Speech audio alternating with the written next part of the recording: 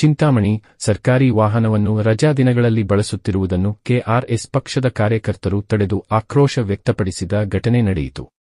ಬಿಚ್ಚಗೊಂಡಹಳ್ಳಿ toll gate ಬಳಿ ಸರ್ಕಾರಿ ವಾಹನಗಳನ್ನು ನಿಲ್ಲಿಸಿ ತಪಾಸಣೆ ಮಾಡಲಾಯಿತು. ಭಾನುವಾರ ರಜಾದಿನ ಆಗಿದ್ದರೂ ಸಹ ಸರ್ಕಾರಿ ವಾಹನವನ್ನು ದುರ್ಬಳಕೆ ಮಾಡಿಕೊಂಡಿರುವುದನ್ನು ಕಂಡುಬಂದಿದೆ.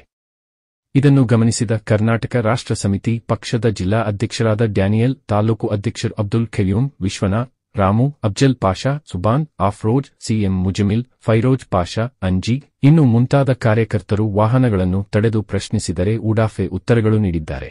ಸರ್ಕಾರಿ ವಾಹನಗಳ ದುರುಪಯೋಗದ ಬಗ್ಗೆ ಹಲವಾರು ವರದಿಗಳಿವೆ ಮತ್ತು ಇದು ಸರ್ಕಾರಿ ಬೊಕ್ಕಸಕ್ಕೆ ನಷ್ಟವನ್ನುಂಟು ಮಾಡುತ್ತದೆ. ಅಧಿಕಾರಿಗಳು ಅಧಿಕೃತ ಕರ್ತವ್ಯಗಳನ್ನು ಹೊರತುಪಡಿಸಿ ವಾಹನಗಳನ್ನು ದುರುಪಯೋಗಪಡಿಸಿಕೊಳ್ಳುವುದು ಮತ್ತು ಕುಟುಂಬ ಅಥವಾ ವೈಯಕ್ತಿಕ ಬಳಕೆಗಾಗಿ ವಾಹನಗಳನ್ನು ಬಳಸುವುದು ಸಾಮಾನ್ಯವಾಗಿದೆ. ಇಂತಹ ದುರುಪಯೋಗದ ಬಗ್ಗೆ ಕ್ರಮ ಕೈಗೊಳ್ಳಲು ಮತ್ತು ಸರ್ಕಾರಿ ಹಣದ ನಷ್ಟವನ್ನು ತಡೆಯಲು ಕಟ್ಟುನಿಟ್ಟಾಗಿ ನೀತಿಗಳನ್ನು ಜಾರಿಗೊಳಿಸಬೇಕೆಂದು ಕರ್ನಾಟಕ ರಾಷ್ಟ್ರ ಸಮಿತಿ ಪಕ್ಷ ಆಗ್ರಹಿಸುತ್ತಿದೆ. ಲಾಗ್ಬುಕ್ ಇದೆಯಾ? ಸರ್ಕಾರಿ ವಾಹನಗಳ ದುರ್ಬಳಕೆ ಆಗ್ತಾ ಇದೆ. ನಾವು ಆ ಕುರಿತಾಗಿ ನಾವು ಲಾಗ್ಬುಕ್ ಇದೆಯಾ? ಲಾಗ್ಬುಕ್ ತೋರಿಸಿ, ಲಾಗ್ಬುಕ್ ತೋರಿಸಿ. ಇಲ್ಲೇ ನಾವು ಪೊಲೀಸ್ ಹ್ಯಾಂಡ್ ಓವರ್ ಮಾಡ್ತೀವಿ ಗಾಡಿನ. ಕೊಡ್ರಿ.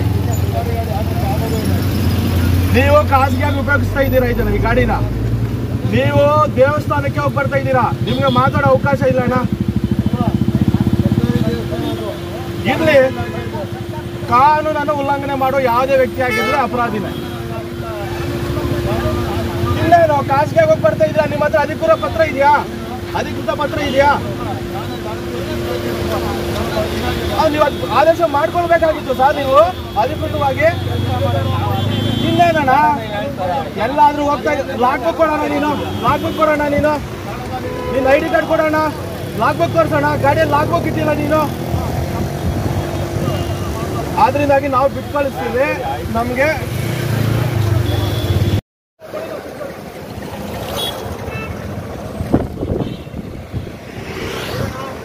ID ಕಾರ್ಡ್ ಇದೆಯಾ? ಲಾಗ್ಬುಕ್ ಇದೆಯಾ? ಎಲ್ಲ ಕೆಲಸ ಮಾಡ್ಕೊಂಡು ಹೋಗಿ ನಾವು ಬರ್ಕೊಳ್ತೀವಿ.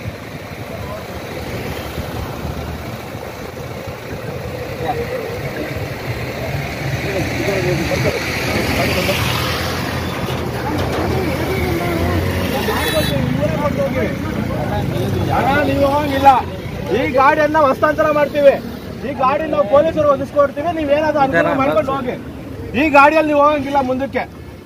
ಬೇರೆ ಗಾಡಿನ ತರಿಸ್ಕೊಳ್ಳಿ. ಇಲ್ಲಿಗೆ ನೀವು ಬೇರೆ ಗಾಡಿನ ತರಿಸ್ಕೊಳ್ಳಿ. ಏನು ನಾವು ಮಿರಾಜ್ ಇರ್ತಾ ಇದೆಯಾ?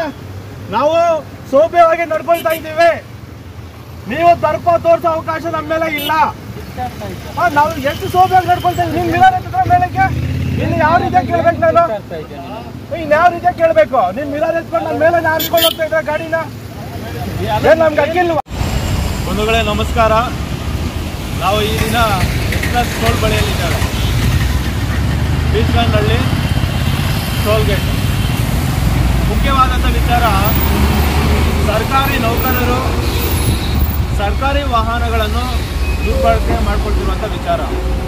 ಆ ಕುರಿತಾಗಿ ನಾವು ಇವತ್ತು ಇಲ್ಲಿ ಕಾರ್ಯಾಚರಣೆಯನ್ನು ಮಾಡಿದ್ವಿ. ನಾವು ಕಂಡುಕೊಂಡಂತೆ 1 ಅವರಲ್ಲಿ ಒಂದು 4 ವೆಹಿಕಲ್ ಇಲ್ಲಿ ಪಾಸ್ ಆಯಿತು.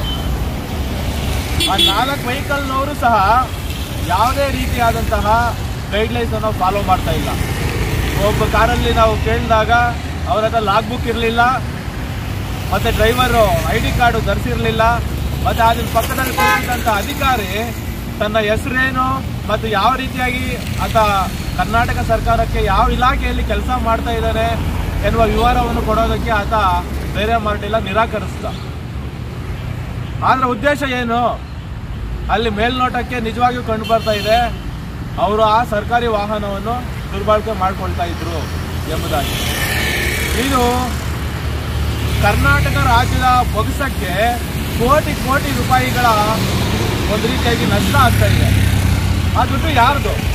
ಇಲ್ಲಿ ನಿಂತಿರುವಂಥ ನಮ್ಮ ಪ್ರತಿಯೊಬ್ಬರದು ಮತ್ತು ಕರ್ನಾಟಕ 7.5 ಕೋಟಿ ಜನರ ತೆರಿಗೆ ದುಡ್ಡಿನಲ್ಲಿ ಅವರನ್ನು ನಾವು ಒಂದು ರೀತಿಯಾಗಿ ನಮ್ಮ ಕೆಲಸಕ್ಕೆ ಆಯೋಜನೆ ಮಾಡ್ಕೊಂಡಿದ್ದೀವಿ ಮತ್ತು ಅವರಿಗೆ ಓಡಾಡೋದಕ್ಕೆ ಸರ್ಕಾರಿ ಬಸ್ಸನ್ನು ಕೊಡ್ತಾ ಇದ್ದೀವಿ.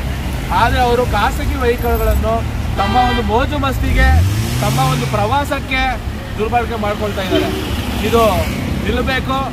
ಆ ರೀತಿಯಾದ ಒಂದು ಹೋರಾಟ ಕರ್ನಾಟಕ ರಾಷ್ಟ್ರ ಸಮಿತಿ ಪಕ್ಷ ಈ ರೀತಿಯಾಗಿ ಮುಂದುವರಿಸುತ್ತೆ ಎಂಬುದಾಗಿ ನಾನು ಈ ಸಮಯದಲ್ಲಿ ತಿಳಿಸ್ತಾ ಇದ್ದೇನೆ.